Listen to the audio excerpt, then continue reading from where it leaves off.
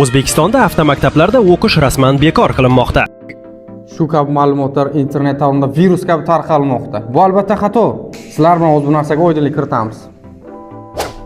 Vazirlar Mahkamasining tegishli qaroriga ko'ra 2026-yil 1-fevraldan boshlab A va B toifadagi transport vositalarini boshqarish huquqini olish uchun talabgorlar haydovchilarni tayyorlash bo'yicha majburiy o'quv dasturining nazariy qismini mustaqil o'zlashtirishi mumkin, lekin unda belgilab qo'yilgan amaliy mashg'ulotlarni to'liq o'tashga majbur.